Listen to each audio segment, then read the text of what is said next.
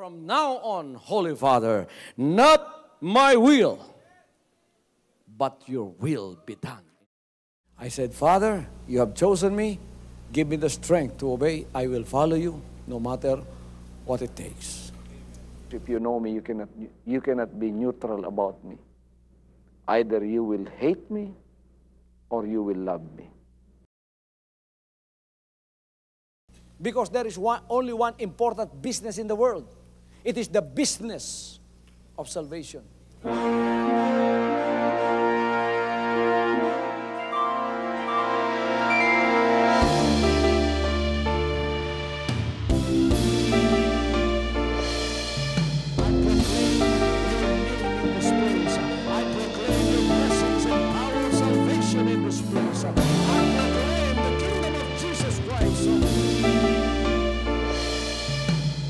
As I am concerned, and as far as the work of God is concerned, we have reached the end. Last September 13, 2003. When you find God, you find His love. Because God is love. Ganon ang pag-ibig ng Panginoon. Walang katapusan na yan ay bumabalik-balik sa atin. If you want to receive, you have to give. Receive it by faith and say, Lord, I will touch up. Because the game plan of God was to save us from seeing through the power of love. He has completed His salvation works in the Spirit. After April 13th, the door is open for everyone to come. The salvation works of the Father is now completed in me. Salvation is here.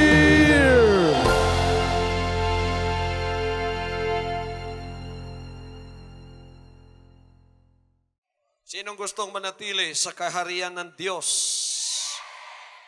Yan ang plano ng Panginoon dito sa sanlibutan. Habang tayo ay naririto, tunay na kaharian. At sa kahariang yan, mga kapatid, aalisin ng Diyos at papawiin niya ang lahat ng hindi niya kalooban. Hallelujah.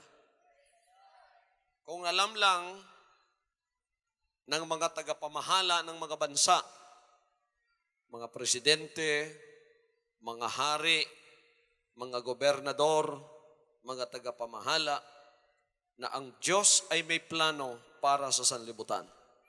Yan ay ang kanyang kaharian na mapapunta dito sa lupa na siyang magbibigay ng kapayapaan.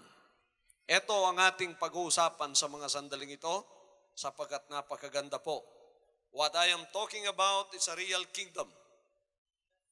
It's a beautiful world. Jesus prayed. He said, Thy kingdom come, Thy will be done on earth as it is in heaven. Pagka ang kaharian ng Diyos ay naihayag, ang kanya ring mga bayan o ang kanyang mga anak ay ipahahayag na rin. Ang plano niya, ang lahat ng masasakop sa kanyang kaharian, isang araw, mawawala ang kamatayan sa kanilang buhay. Sila'y maghaharing kasama ni Kristo sa lupa sa loob ng 1,000 taon. Ang kalidad ng pamumuhay dito ay maitataas. 1,000 taon ng kapayapaan. Kayo mga inaapi-api, mga dukha, huwag kayong mag-alala. Sa panahong yon, there will be a fair system of justice. Ang lahat may hustisya. Pagkatapos, merong napakagandang health system. Sapagkat sa mga sakop ng kaharian, walang isa man na may karamdaman. Hallelujah! Ang kayamanan ng mundo at sanlibutan, hindi na mapapasa iilang kamay lamang o iilang mga pamilya lamang. Ito ay i-distribute ng hari ng mga hari sa lahat ng kanyang mga anak upang ito ay mapakinabangang lahat. We will be living life to the full and there will be peace wherever. Yung mga Arabo at mga Hudyo, magkakaisa yan. Yung mga Muslim at Kristiyano, hindi na magbabarilan at mag-aaway yan. Sino gustong pumasok sa paghaharing ganyan?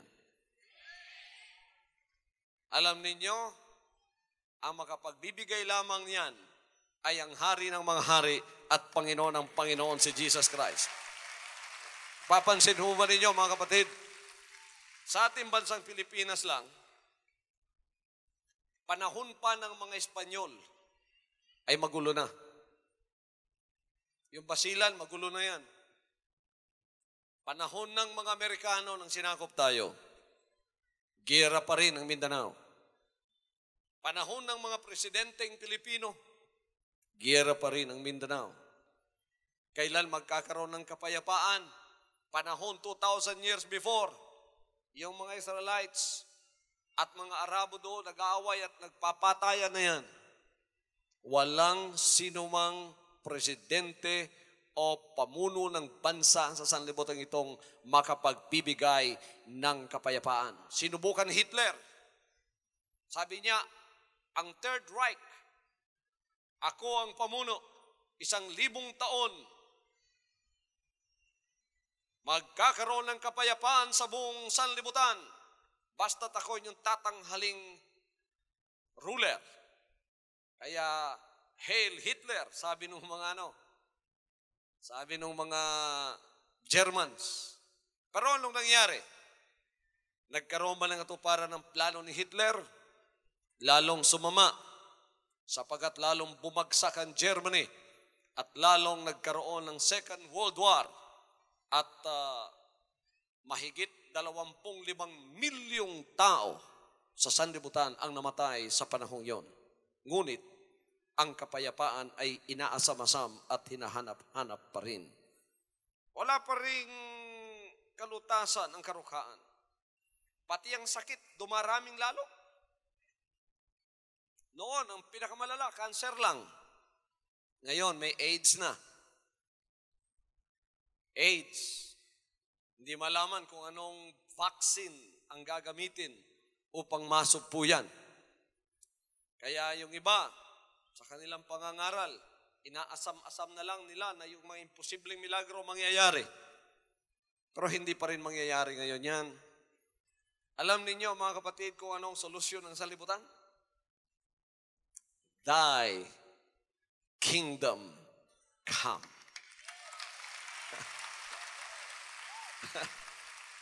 Hallelujah! Lahat ay masabing, Thy kingdom come.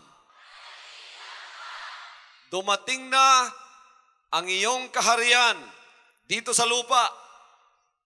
Pagka si Jesus Christ ang naghari, yang lahat ay papawiin, sinabi ng Word of God, for 1,000 years. Siya ay maghahari at ang lahat ng masasakop sa kanyang kaharian ay magkakaroon ng kapayapaan. Tingnan ninyo ang plano ng Panginoon.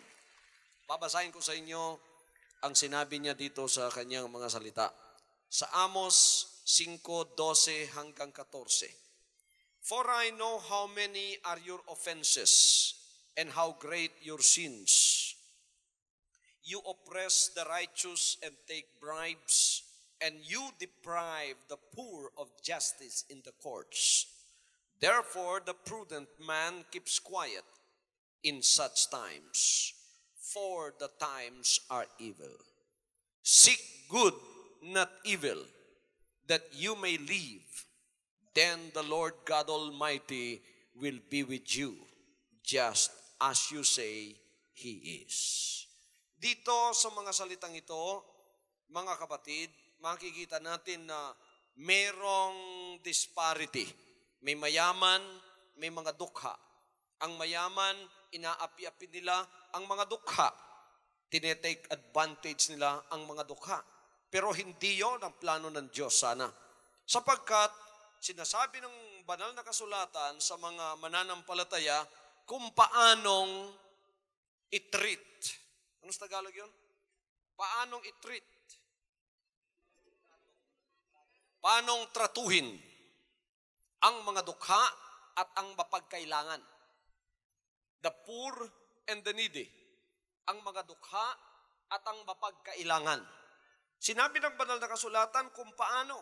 Sapagkat concern ang Diyos sa kanilang pangangailangan. God's concern for the poor and needy is clearly stated in the Word of God. Maraming pamamaraan sa kanyang salita, sinabi ng Diyos na napakalaki ng kanyang concern sa mga dukha at sa mga mapagkailangan. Sinabi niya sa Psalms chapter 14 verse 6, He reveals Himself as the refuge of the poor and needy. Siya ang kanlungan ng mga dukha at mapagkailangan. Ang Isaiah Kapitulo 25, versikulo 4, ganon din ang sinasabi.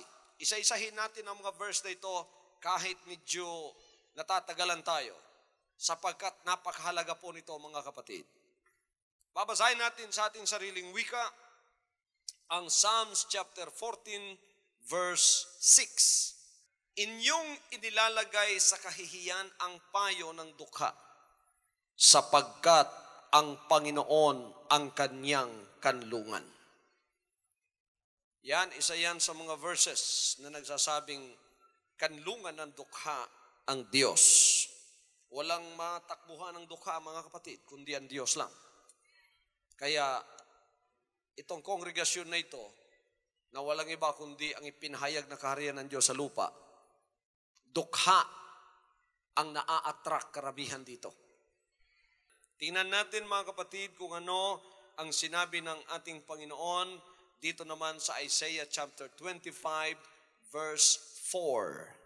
Sapagkat ikaw ay naging ampunan sa dukha, ampunan sa mapagkailangan sa kanyang kahirapan, silungan sa bagyo, lilim sa init, pagka ang hihip ng mga kakilakilabot ay parang bagyo laban sa kuta. Tingnan ninyo ang Panginoon para sa mga dukha. Anong sinabi niya?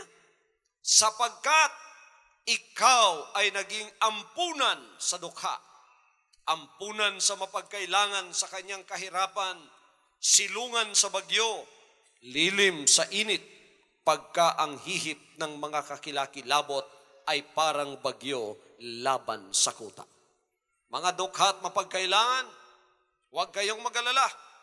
Pagka ang mga tao ayaw tumulong sa inyo, may isang Diyos nasa langit. He is concerned for you. Hallelujah! Hallelujah! Sinabi niya riyan, He is your refuge. And then He said, He is also your help. Sinabi niya sa Psalms chapter 40, verse 17, Ngunit ako'y dukha at mapagkailangan. Ngunit ako'y dukha at mapagkailangan. Gayon may inalaala ako ng Panginoon. Ikaw ang aking saklolo at ang aking tagapagligtas. Huwag kang magluwat, O Diyos ko. Kinig tayo, no? Inaalala kayo ng Panginoon. Siya ang inyong saklolo at siya ang inyong tagapagligtas. Tila sa mga pangungusap na ito, mahal ng Panginoon ang Pilipinas. Sapagkat napakaraming dukha dito. Kaya yung palang mga material riches hindi kaagad-agad ibig sabihin na ang grasya ng Panginoon ay nasa sa iyo na. Kundi tayo maingat, yun pa nga ang makapagpapahiwalay sa atin sa Diyos. Kaya nga naririto ang presensya ng Diyos at nadadama natin at dito'y pinahayag ang kanyang kaharian sapagkat dito nakita niya napakarami ng mga dukhang tumatawag sa kanya. He is your help. Do not fear. Psalms chapter 70, verse 5. Ano naman ang sinasabi? Ngunit ako'y dukha at mapagkailangan. Magmadali ka sa akin, O Diyos. Ikaw ay aking katulong at aking tagapagligtas. O Panginoon, huwag kang magluwat. Siya ang iyong tagapagligtas. Siya ang iyong saklolo. Pagka tumawag ka sa Kanya, Walang cross line sa langit. Wala ring busy number doon. Lalo na kung dukha ang tumatawag. Dito, wala kayong telephone. Kung may telephone man kayo, mga kapatid, puros mga,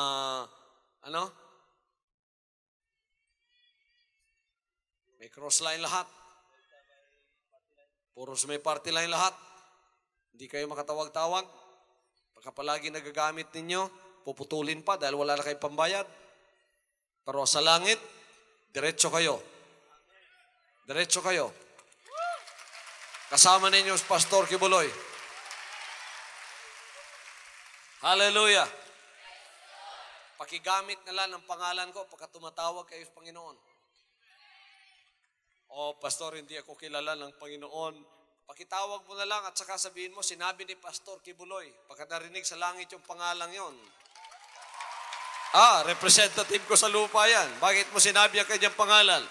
Panginoon, ako po'y membro ng inyong kaharian doon sa lupa. Hallelujah. Hallelujah. He is not only your refuge, but He is your help. And He is also your deliverer. Ang lahat ay magsabing deliverer.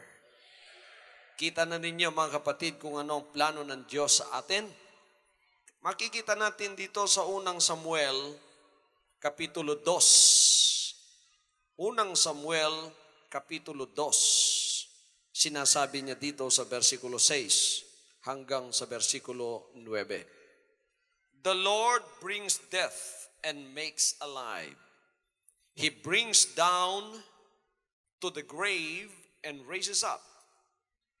The Lord sends poverty and wealth. Kinig tayo. He humbles and He exalts. He raises the poor from the dust and lifts the needy from the ash heap. He sits them with princes and has them inherit the throne of honor. For the foundations of the earth are the Lord's. Upon them He has set the world. He will guard the feet of His saints, but the wicked will be silenced forever.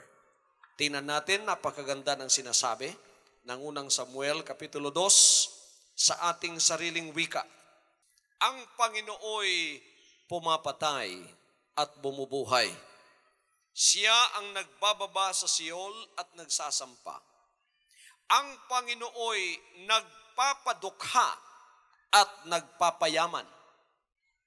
Alam tayo mong sabing, ang Panginoon ay nagpapadukha at nagpapayaman. Siyang may-ari ng mga dukha, siyang may-ari ng mga mayaman. Siyang nagpapadukha, siya ang nagpapayaman. Hallelujah. Hallelujah.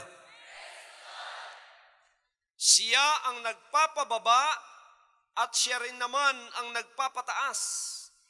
Kanyang ibinabangon ang dukha mula sa alabok.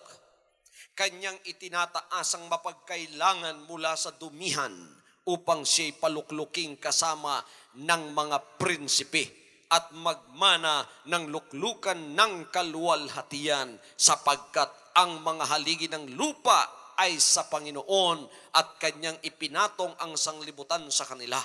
Ibig sabihin, lahat ng nangyayari sa sanlibutan, alam ng Panginoong Diyos ang lahat ng bagay na ito. Kaya kung kayo ay dukha ngayon, ibig ninyong lumipat na kayo ay maging masagana. Hindi ko sinasabing gawin ninyong layunin ang yumaman. Mahirap yun, mga kapatid. Sapagkat mahuhulog kayo sa napakarami pong mga temptations ng buhay. Huwag. Pagka ang Panginoon, ang siyang nagpala sa iyo, kalooban niya, ang pagpapala niyang ibibigay sa iyo ay makabubuti sa iyo. Pero huwag kayong tulad ng mga hindi kilala ang Diyos na pagka sila ay namuhay, ang layunin ay iyumaman. Kaya kahit yung araw ng linggo ginagamit. Nawawala ang Diyos sa kanilang mga isipan at puso Nawawala ang kasiglahan sa kanila sa pakikinig ng salita ng Diyos. Huwag po nating gayahin yon. Kahit ang Diyos ang nagpapayaman, ngunit kung gusto mo na ikaw ay pagpalain, sinabi niya, hanapin mo muna ang kanyang kaharian at ang kanyang katuwiran at ang lahat ng bagay na ito ay idaragdag niya sa iyo.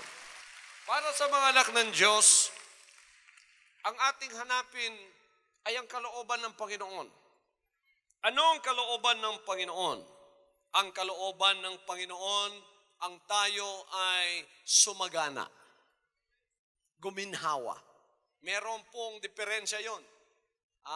Merong diferensya ang tinatawag na prosperity to becoming very rich. Ang pagiging mayaman at ang pagiging maginhawa ay may diferensya. Kung ako isang anak ng Diyos, hindi ko hihilingin na ako yumaman. Sapagkat aanihin ko ang kayamanan kung ito'y hindi ko gagamitin sa kanyang kalooban. Ang lahat ng kayamanan na hindi ginagamit sa kalooban ng Diyos, yang lahat ay walang kabuluhan. Nang dahilan dyan, sinabi niya sa isang mayaman na ibig pumasok sa kanyang kaharian.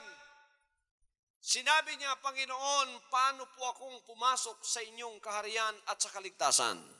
Sabi ng Panginoon, gawin mo ang lahat ng kautusan. And the rich young ruler said, Oh, I have followed your commandments since I was young. And the Lord looked at him with a joyful heart, being a follower of the commandment. And the Lord said, because he was very rich, sinabi ng Panginoon sa kanya, may kulang ka pa.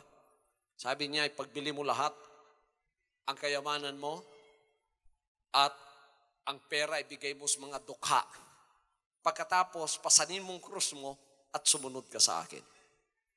Kala ninyo kung anong ginawa ng mayaman? Kaagad-agad na wala ang kasiglahan sa mukha niya at ang kagalakan na wala. Tiningnan niya ang Panginoon, biglang-bigla bumigat ang mukha niya na parang bato na 10 kilo. Pagkatapos tumalikod sa Panginoon at iniwan niya ang Panginoon. Pagtalikod niya, sinabi ng Panginoon, kay hirap ng mga mayayaman na pumasok sa kaharian ng langit, mas magaang pa sa isang kamelyo ang pumasok sa butas ng karayom kaysa isang mayaman na pumasok sa kaharian ng langit. Bakit sinabi ng Panginoon yon? Because rich people tend to worship or to idolize their riches. Yung kayamanan nila, hindi nila maiwan-iwan yon kahit na ano pa ang mangyari. Yon ang kanilang buhay. Ang puso nila at pag-ibig ay naiwan na doon. Sinabi ng Panginoon, kung saan ang iyong kayamanan, doon din ang iyong puso. Kaya pagkanganak ng Diyos ay pinagpala, pinasagana sa kanyang buhay. Pasasaganain siya upang ihango ang kanyang buhay sa mga kahirapan at sa karukhaan, sapagat ang karukhaan ay kasalanan din. Ang lahat ng dukha, malimit na panahon, kahit na bigas wala, nakakaisip ng masama, magnakaw, mang-hold up, o kaya nagkasakit ang nanay, nagkasakit ang kapatid, ibig ma-hospital, wala namang pambili ng gamot, malimit na panahon, naiisip na mang-hold up para ibili ng gamot. Nakakaisip din siya ng masama. Ang mga mayayaman naman, hindi naman maiwan ang pag-ibig sa mga material na bagay. Kaya ang gusto ng Panginoon na ikaw ay sumagana sa lahat ng bagay. Upang unang-una, iyong mapaglingkuran siya na walang hadlang. Tignan niyo, pagkanganak ng Diyos, masagana. Sa araw ng linggo, nakakapagsamba siya kahit malayo. Sapagkat meron siyang sasakyan. Wala naman siyang sasakyan, meron siyang pamasahe sa aircon na bus. Pagdating niya rito, hindi siya amoy alikabok. Mabango pa rin siya. Presko pa rin siya. Sapagkat may provision ng Panginoon sa kanyang pera para gagamitin niya sa pagsunod sa kalooban ng Diyos. pagpunta niya rito, hindi ba siya nahihiya? Dahil kahit hindi siya milyonaryo, maganda naman ang suot niya. Bago naman. Na kahit naman hindi siya talagang milyonaryo at napakayaman, pero wala naman siyang sakit sa kanyang katawan. Nakakain naman niya ang lahat ng mga masasarap na pagkain na makakabuti sa kanyang katawan. Na kahit hindi naman siya milyonaryo, ngunit masagana siya, napapag-aral naman niya ang mga anak niya sa magagandang paaralan na hindi na-influensya ng sanlibutan. Na kahit hindi siya napakayaman at milyonaryo, ngunit nakakalakad siya ng matiwasay na walang mga bodyguards sapagkat walang nagagalit sa kanyang tao at alam niya ang Panginoon ang kanyang proteksyon. Yan ang masaganang buhay na gusto ng Diyos ipamuhay ng bawat isa sa atin. Siya ang may-ari ng lahat ng bagay na ito. Hallelujah! Na hindi mo na gugugulin ang iyong pera sa doktor. At kung ikaw ay pagagalingin man sa pamamagitan ng doktor, bibigyan ka ng Panginoon ng pera upang igugol, upang ang resulta ay kagalingan din naman sa iyo. Unang-una, hindi mo na inaalala yon sapagkat ang dapat mong number 1 alalahanin ay ang kaligtasan ng iyong kaluluwa. Hindi mo na inaalala yon sapagkat ipinahayag na sa iyo ang kaharian ng Diyos dito sa lupa. At ikaw ay pinapasok at sa iyo ipinahayag ang mensahe na makapagpapapasok sa iyo na magkakaroon ka ng bagong espiritu. At yan ay ang mensahe ng pagsisisi na isusurrender o isusuko mo ang iyong kalooban.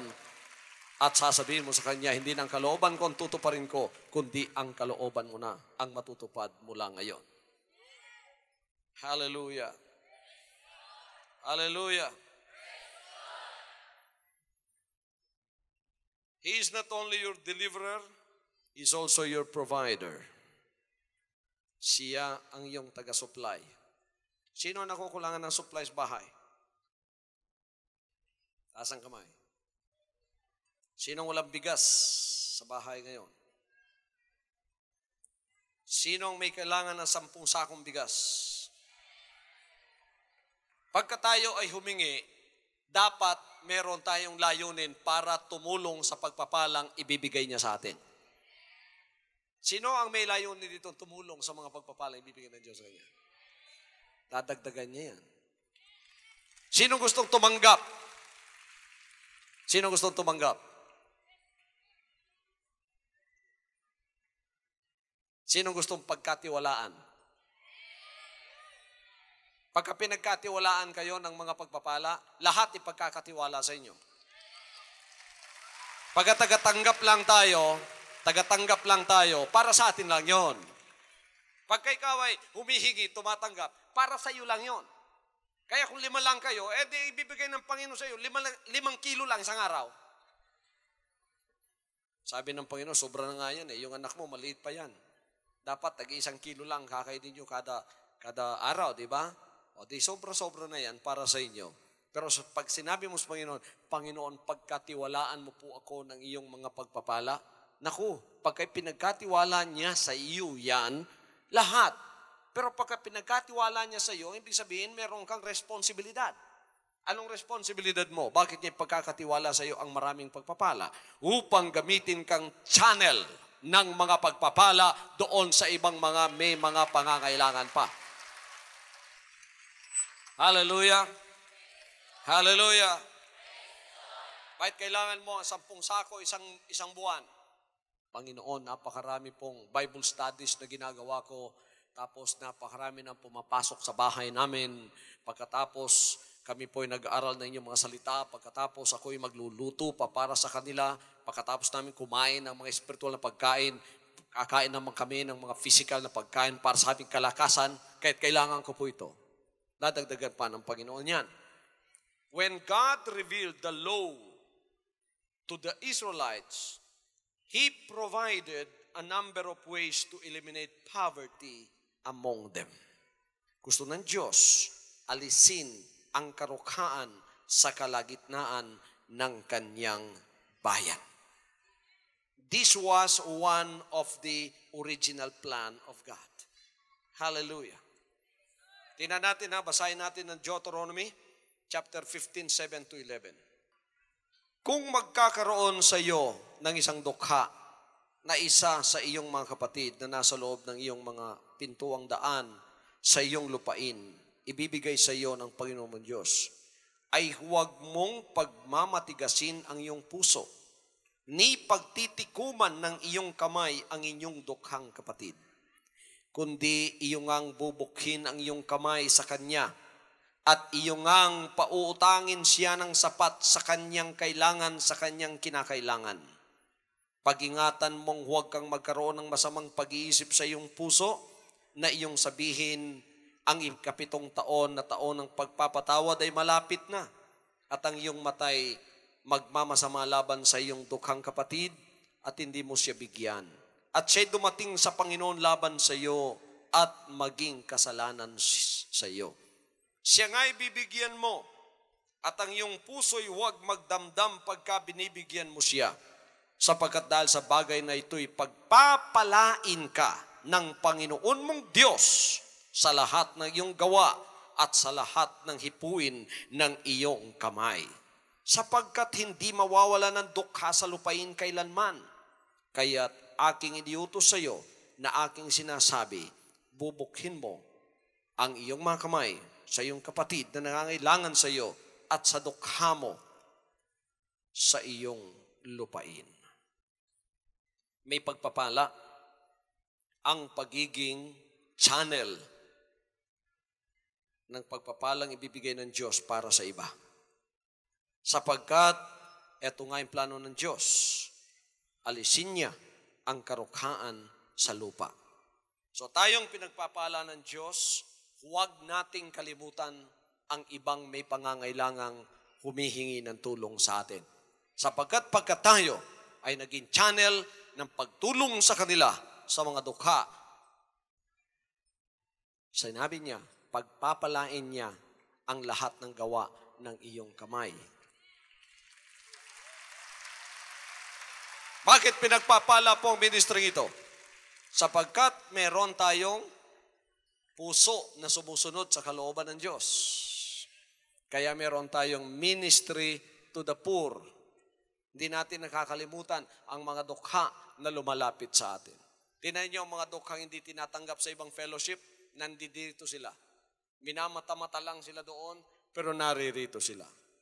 Hindi mga noble ang lahat ng tao dito, karamihan dito ay may pangangailangan. Ang lahat ng mapagkailangan, itaas ang kamay. Tingnan ninyo, lahat tayo may kailangan. Kaya tayo pinapunta ng Panginoon at pinapapasok sa kanyang kaharian upang dito yan ay ating malaman na kalooban ng Diyos, mahal niya kayo. Sinabi niya dito, He stated His overall goal for them, the Israelites and His people, as follows. He said, there should be no poor among you in the land which the Lord God is giving you to possess as your inheritance. He will richly bless you.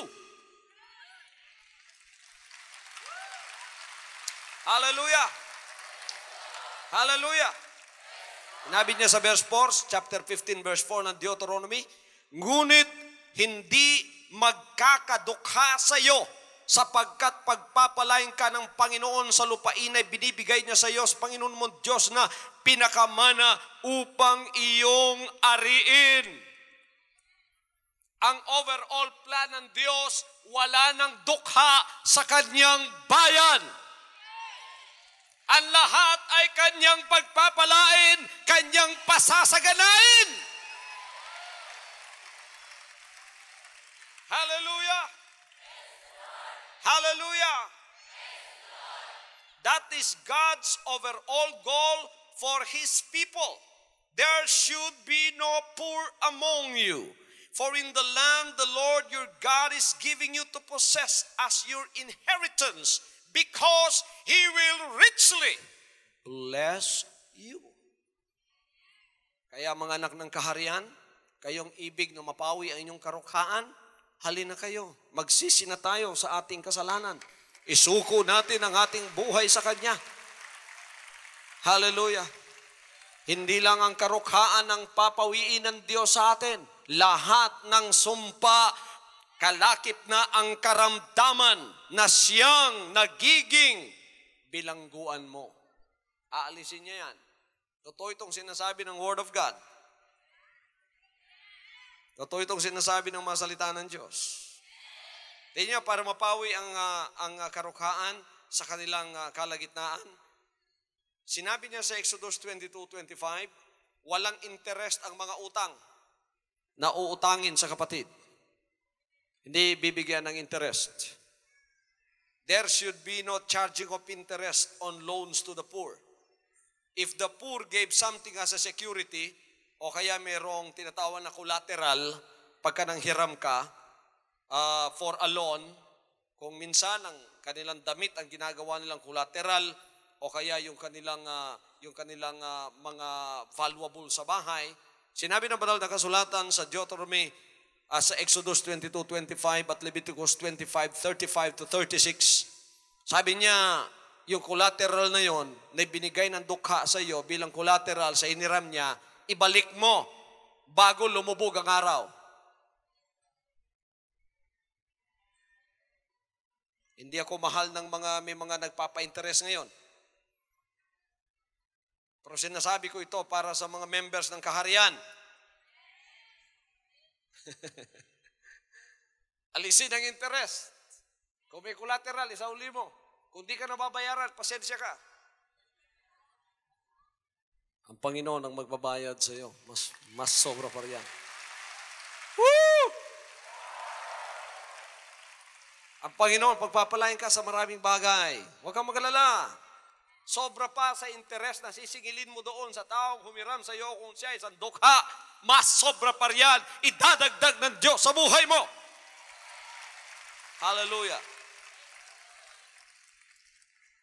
Noong panahon na yon, kung may isang dukhang nagtatrabaho sa isang mayaman, kinakailangan ang kanyang sweldo, bawat hapon kinukuha niya. Hindi bawat linggo, bawat katapusan ng araw, dapat bibigyan siya ng sweldo. If a poor person was hired to work for a rich man, he was to receive his pay every day so that he could buy food for himself and his family. Sabi ng Deuteronomy 24:14-15. During the harvest season, kung sila ay umaani ng mga grains nila, tulad ng palay o trigo, sinasadya na mag-iwan. Hindi aanihin doon sa parang, para yun sa mga dukha. Hindi uubusin. Para sa mga dukhang kapatid. Praise the Lord.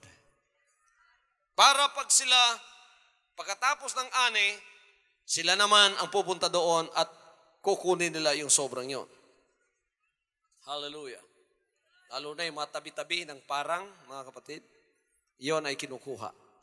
Isa ito sa mga pamamaraan ng Panginoon upang maalis ang karukhaan sa kanyang bayan. At yan ay pasisimulan na ng Panginoon sa ating kalagitnaan yan. Kaya mga anak ng kaharian, galing tayo sa karukhaan. Kung paano nyo naranasan ang karukhaan, ganyan din ipararanas ng Diyos sa inyo ang kasaganaan. Nung nasa karukhaan tayo, pagka ang nanay natin bumili ng isang isda, 7 tayo mga kapatid, alam natin, napakahirap ng buhay, pinuputol-putol yon ng napakagandang pagkaputol-putol. Kawawa yung nasa buntot, dahil buntot na lang, maliit na lang ang laman ng isda na mapapasayo, lalo na kung pinakabungso ka. Bakit alam ko yun? Sapagkat nangyari sa buhay ko yun. Kaya karanasan yun ng kawalan. Nagtitipid tayong masyado. Iyon ay isang karanasan ng kawalan. Kaya tinitipid natin. Kung yun nararanasan mo, pagka inilipat ka ng Diyos sa kasaganaan, mararanasan mo rin na kahit anong gawin mo, tulad ni San Pedro at mga apostoles, pinaghati-hati nila ang 5 isda at 2 tinapay, ang 5 tinapay at 2 isda. Pero kahit anong gawin nila, na pagkukuripot sa pagbibigay, kahit anong salok nila, marami pa rin ang nakukuha ng kanilang kamay. Kaya't lalong dinamihan. Now they have experienced through the power of God the blessings of prosperity. The Lord prospered them. Pagpasimulay, mga kapatid, paliit-liit pa dahil sanay din ang mga apostoles sa kahirapan. Pero nung katagalan na, nakita nilang gumagalaw na, kumikilos na ang kapangyarihan ng Panginoon upang magparami ng mga pangangailangan ng isang tao, lalo na sa pagkain, lalo nilang dinamihan. Kaya't ngayon, babaguhin ng Diyos yung ugali mo na noon mapagtago ka. Pagkatapos, mga kapatid, ayaw mong makita ng iba. Tulad nung malita ko, pagka ako'y bumili ng ice cream, yung bang ice cream na handmade, yung tinutulak-tulak, late pa ako noon eh. Marami akong mga pinsan ko, maliliit pa kami noon, ganun kami. Pero mahal ako ng nanay ko, kaya nakakabili ako ng ice cream. Mga kapatid, pagka nakabili ako, dinidila-dila mo, inuunti-unti mo yun dahil masarap yun eh. Yan ang mga pinsan ko, magpapalibot sa akin, pahingi kahit isang dila lang, isang dilat lang.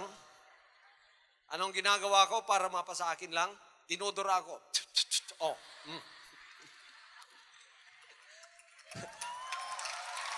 Hallelujah. Hallelujah. Pero ngayon, nagbe-birthday ako, lahat ng bata tinitipon ko, patapos gumagawa ng napakaraming ice cream. Bakit di na tayo nagtitipid ngayon? Sapagkat alam natin na ang Diyos, paghiningi natin sa Kanya ang pangangailangan natin, sagana na Kanyang ibibigay. Hallelujah! Noon, kahit na yung damit mo, panahon pa ni Magellan, yung barong Tagalog mo o yung sinuot mo nung ikinasal kayo, ngayon 105 years old ka na, nakatago pa rin doon sa kaban mo, mga kapatid, ayaw mo pa rin ipamigay dahil ito na lang nag-iisa, wala na ito sa sanlibutan. Natatakot ka. There is fear of lack in your heart. Yung takot na yon na mawalan ka, yon ang espiritu ng karukaan. Ang takot na yon ay aalisin ng Diyos sa iyo.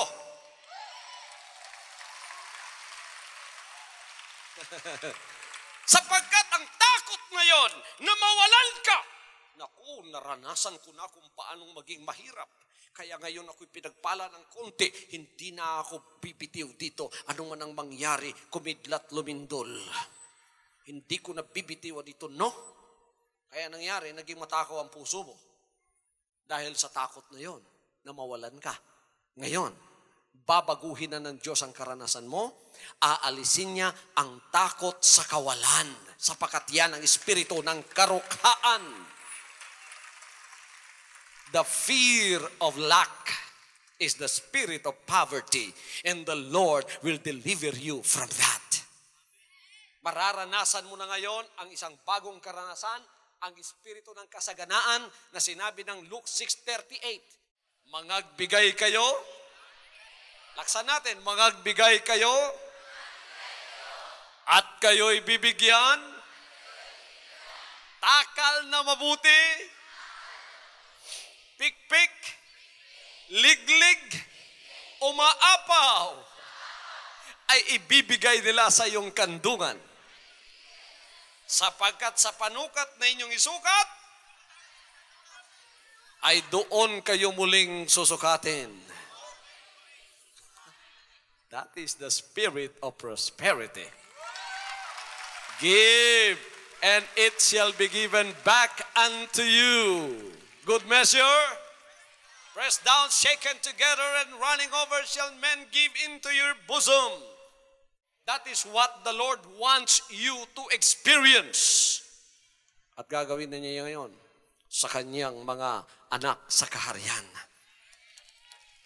Hallelujah. Hallelujah.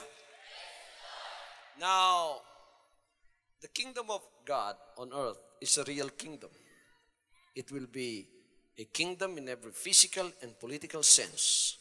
It will have a king. Who is the king? It will have a government, a capital, international system of laws, and all delegated power that are in heaven and on the earth is through His Son, the Lord Jesus Christ. This is now the beginning of the reign of the Father through the Son. Acts 17:31 says, God appointed a day in which He will judge the world in righteousness by that man whom He hath ordained. Ang buhay ni Jesus Christ ay naghahari na ngayon. Kaya magsaya tayo sapagkat ito na ang pagkakataon natin na makita ang tunay na kaharian na ito ng ating Panginoon dito sa lupa. The kingdom of God is here. The abundant signs that confirm this have already been dealt with in our preaching. And the coming millennium will be the most exciting thing the world has ever seen. It will overshadow any periods in history labeled with the names like the Age of Enlightenment or the Classical Age or the Renaissance and so on. The kingdom of God will provide a superb environment on this lovely planet for all who will acknowledge God as the supreme creator and Jesus Christ as the King of the world. Hallelujah. Now, use your imagination for a moment. Think of a world at peace, walang kaguluhan. Its inhabitants healthy and well-fed. Ang kanyang mga bayan ay puro malulusog at walang malnourished. Ginignan ko sa TV kanina, kawawa naman, taga-Ethiopia, no? Nilalangaw na mga kapatid dahil walang pagkain, tapos namamatay yung mga bata. Thousands are dying every day sapagkat wala silang makain. That's not the world God wants to create. Just use your imagination when the kingdom of God will begin its reign na nagpapasimula na ngayon, tapos makikita pa natin yan sa katagalan. Just imagine this. Inhabitants healthy and well-fed and doing rewarding work. Imagine a world in which there is full employment. Lahat may trabaho. Where people are not exploited and where a man can live a long and prosperous life. A world in which famine and pestilence no longer kill 1/4 of the population and where the full resources of the land and the seas are harvested. Already you are getting a picture of the kingdom of God on earth. Hallelujah, hallelujah. Kaya kayong mga nabaptize na sa pangalan ni Kristo Jesus, binigyan kayo ng isang bagong espiritu na kapag sisi na kayo ng inyong kasalanan, na-rapture na kayo mula doon sa kaharian ng kasalanan at kadiliman papunta sa kaharian ng kaliwanagan at kaligtasan ni Jesus Christ. Nailipat na kayo. Sapagat ang rapture ay paglilipat, kaya't nailipat na kayo sa kaharian ng ating Panginoong Kristo na pinapunta dito sa lupa. Kung hindi pa, halina kayo. Magsama-sama na tayo.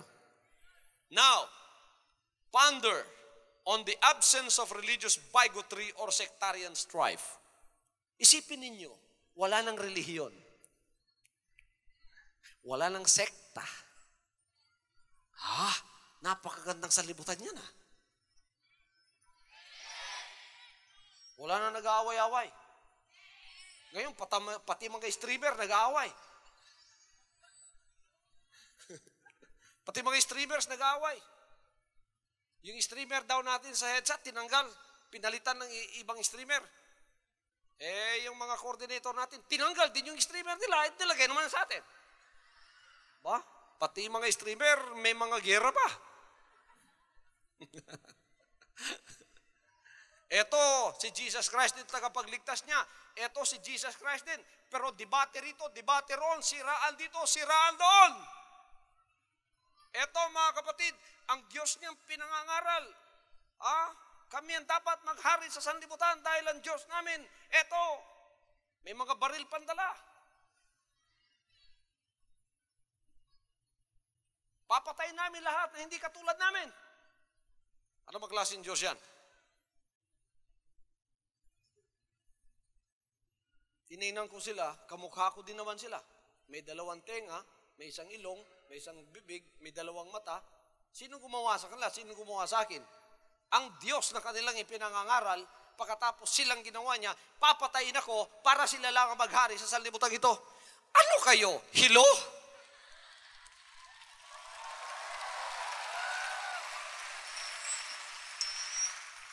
Yan ang ginawa ng relihiyon. Alam ba ninyo, si Jesus Christ hindi Kristiyano?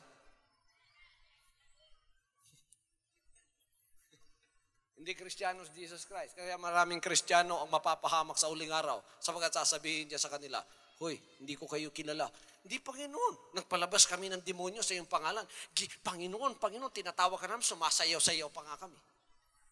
Sabi ng Panginoon, hindi ko kayo kilala. Maraming tumatawag sa akin, Panginoon, Panginoon, pero hindi ko kilala. Hindi lahat ng tumatawag sa akin, Panginoon, Panginoon, maliligtas. Ang sumusunod lang sa kalooban ng aking Ama nasa langit. Hallelujah!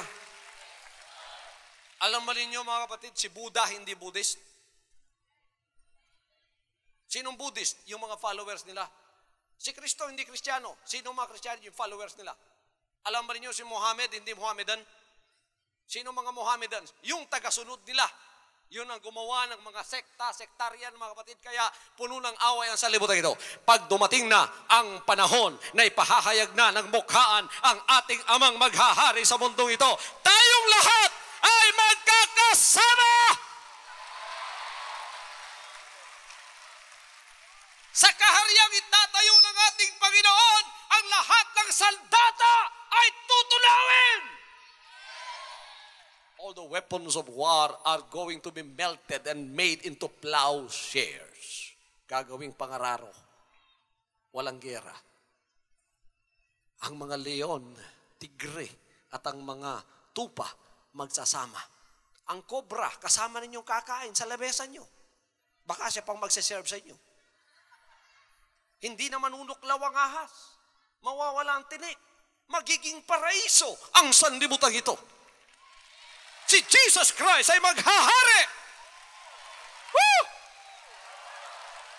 Hallelujah, hallelujah. Imagine the benefits of internationally accepted laws. Merong mga batas. Anong batas na gagamitin sa panahon ng karya ng Diyos? Salita niya. These are the internationally accepted laws to be obeyed by everybody. Justice is administered by fair-minded yet uncompromising judges. Conjure up a mental picture of life without terrorism and child abuse. Wala lang terorismo, wala lang child abuse. Where good neighborliness prevails and evil tendencies are discouraged. Where governments establish good standards of behavior and implement just forms of retribution. That will be the kingdom of God on earth. Pwede kang idemanda sa panahong yon pagka hindi mo minahal ang kapitbahay mo tulad sa sarili mo. Lumapit siya sa isang hukom ng lupa na tulad ko, anong demanda niya sa'yo? Hindi po ako niya minahal, pastor. Madidemanda ka na dahil hindi mo siya minahal ng katulad mo sapagkat isa sa mga batas, love your neighbor as yourself.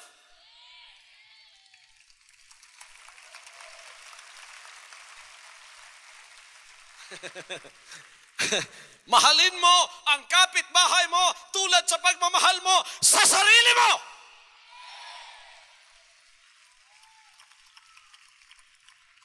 Kaya titingnan mo yung kapitbahay mo ngayon, hindi mo na siya kalaban, kamukha mo na siya. Pilitin mong isipin ngayon yan na yung kapitbahay mo, kamukha mo. Pastor, ang pangit-pangit naman yan.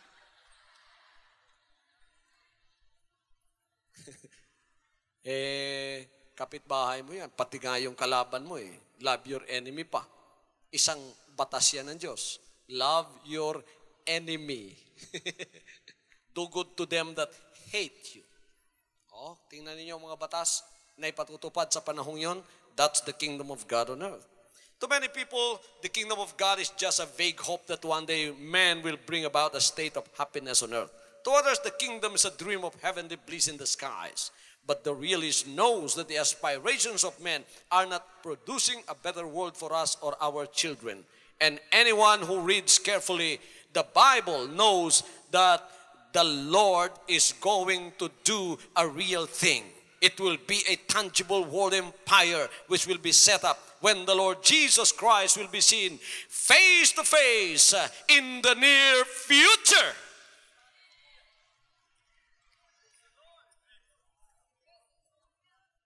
Totoo ito. It is as real as you are seated there.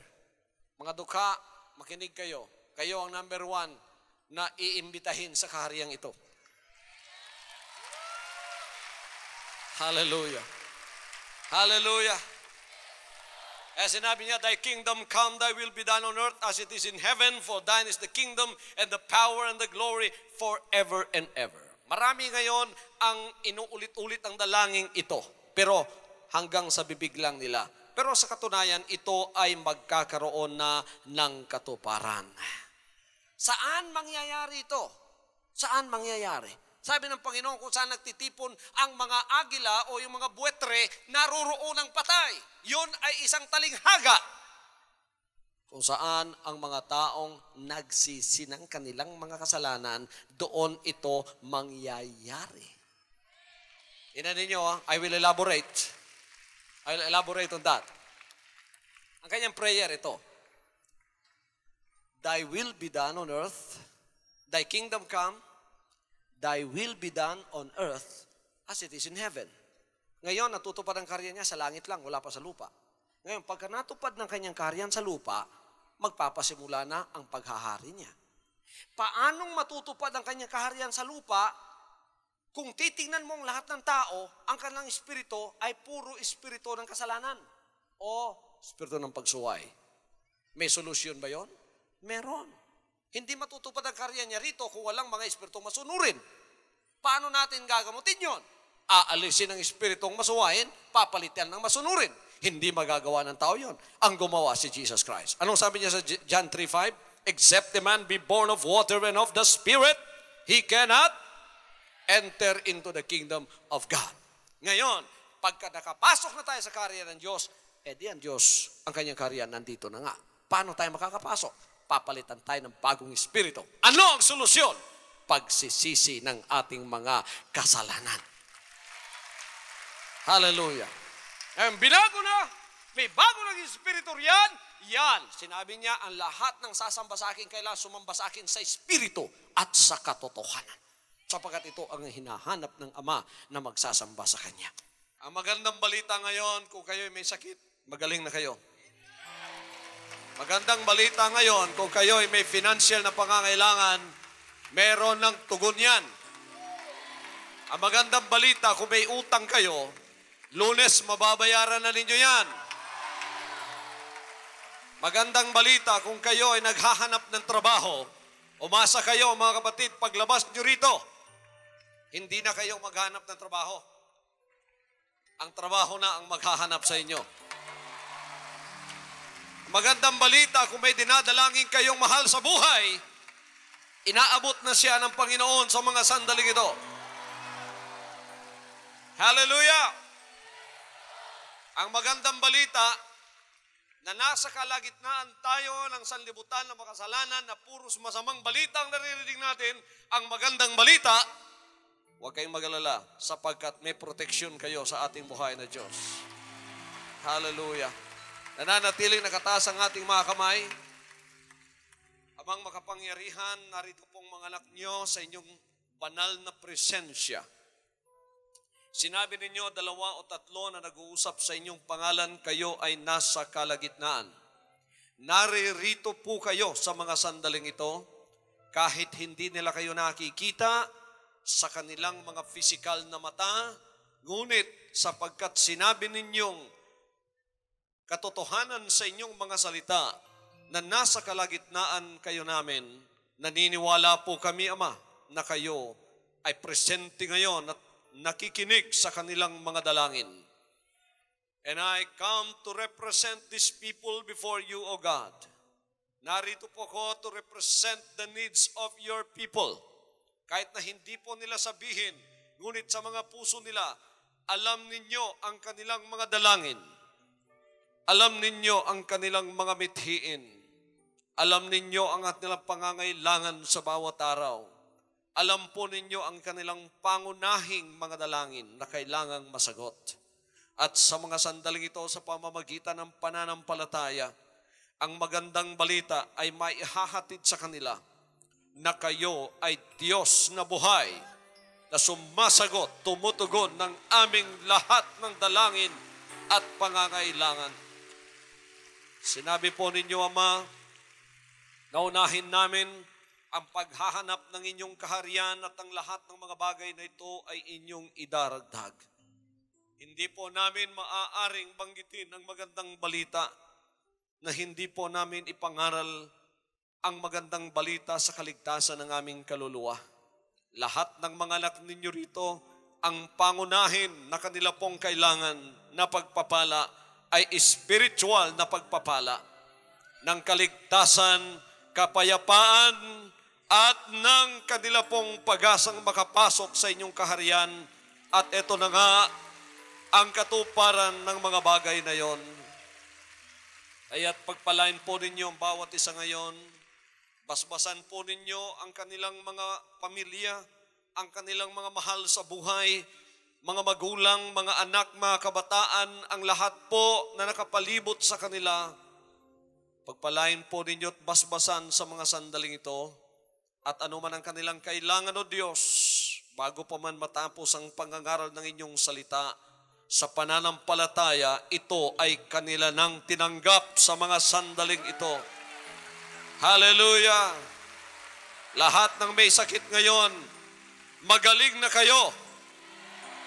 Lahat ng may mga karamdaman at lahat ng huri ng karamdaman sa katawan, ang mga masamang espiritong may dulot niyan, lalayas sa inyong mga may sakit na katawan. Hallelujah! Papawiin ng Panginoon ang sumpa sa iyong buhay. Aalisin niyan dimalas sa iyong buhay. Ang espiritong nagdadala ng dimalas sa buhay mo, yan ay ang espiritu ng sumpa. Pinalalayas ko yan sa pangalan ni Kristo Jesus. At ang espiritu ng kasaganaan ay mapunta sa iyo. Bibisitahin ka ng espiritu ng kasaganaan, mga anghel ng Diyos na siyang iniutos upang kaway pagpalain, pupunta sa iyo. Pagpapalain ka, anak ng Diyos. Tanggapin mo ang pagpapalang yan. Salamat po, Diyos, sapagkat nadarama namin ang inyong banal na presensya at ang inyong kapangyarihang sumasa amin. Sa pangalan ninyo, ang mga milagro ay nagaganap na sa kanilang buhay ngayon. Hallelujah! Lahat ng nakakarinig ng aking tinig, sumigaw ng malakas na praise the Lord. Isang malakas na clap offering. From now on, Holy Father, not my will, but your will be done. I said, Father, you have chosen me. Give me the strength to obey. I will follow you no matter what it takes. If you know me, you cannot be neutral about me. Either you will hate me or you will love me. Because there is only one important business in the world. It is the business of salvation.